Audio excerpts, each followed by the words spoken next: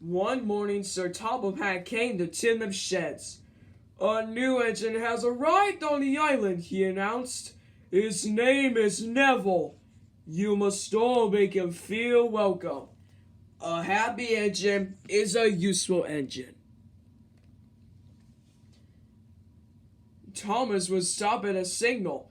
The signalman called out to Thomas, "The bridge ahead is unsafe. Thomas, you ought to collect the police from the island so the bridge can be repaired."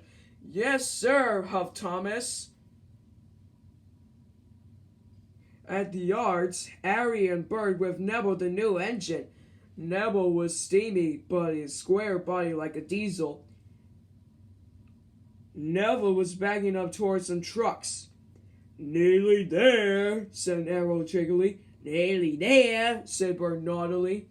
Then there was trouble. "Watch where you're going, clumsy wheels," Harry and Bert laughed. Neville looked sad. "It's not our fault if you're silly Stevie," oiled Bert, and they laughed even harder. Thomas arrived at the yards. He could see Harry and Bert laughing with Neville. That must be the new engine, he thought. He must be friends with the Diesels. Thomas arrived at Narrated station. "Have you ever seen a new engine?" "Yes, James." "Yes, said Thomas. We about to be careful. I saw him in the yards with Harry and Bert. They were laughing together." James was shocked. "A steamy friendly with Diesels?"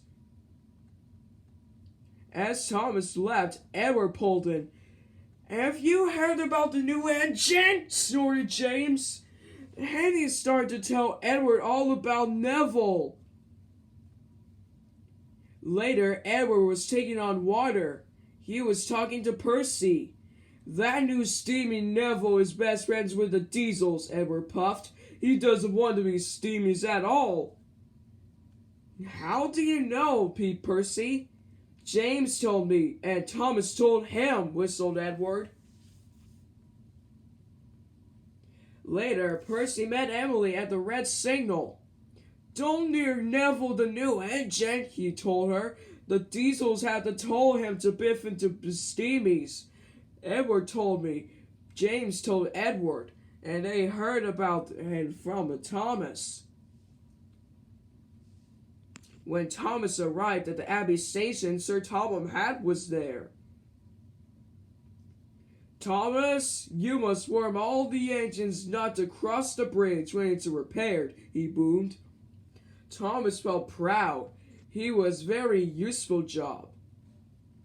Just then, he heard a whistle. Someone was coming. Thomas had to warn them. It was Neville pulling Annie and Clarabelle. Thomas was shocked. Annie and Clarabelle with his carriages. "Hello?" puffed Neville cheerfully. "I'm not talking to you," Thomas huffed crossly. Neville didn't know what he had done. Then Emily pulled in next to Neville. "Hello," said Neville happily.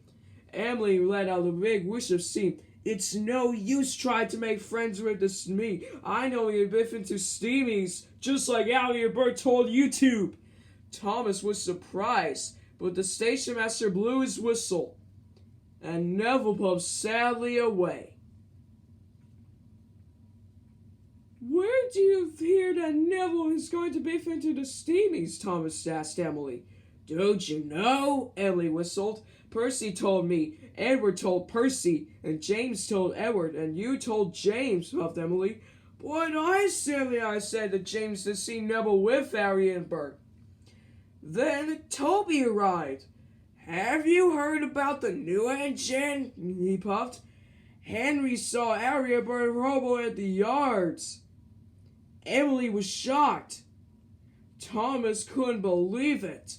Neville wasn't friends at the Diesel after all. Where was Neville going? Emily tooted. "Cinders and ashes!" cried Thomas. "Neville's heading for the broken bridge. I must stop him." Neville was steaming through the countryside as fast as he could. Suddenly, Neville saw a barrier on the track. He slammed on his brakes. But it was too late. Neville was in terrible trouble. He was on the broken end of the bridge. Thomas knew it was all his fault. Suddenly, he had an idea. Thomas steamed slowly and carefully onto the bridge. He gently bumped Clarabelle with his coupled up. Thomas was very scared. Slowly and steadily, he began to pull Neville back from the edge. The bridge made a creaking noise. Thomas knew he must hurry. He must pull as hard as he could, and with a one big puff, he pulled Neville's wheels off the bridge. Thomas had done it. He had saved Neville with Annie and Clarabelle. Thank you, whistled Neville happily. I should never have prubbed Thomas, but I was too busy believing silly stories. I thought you steamies, but I know what I was wrong. Thomas gave Neville a long, friendly toot. Neville was very happy. At last, he knew he had a good friend, and Thomas.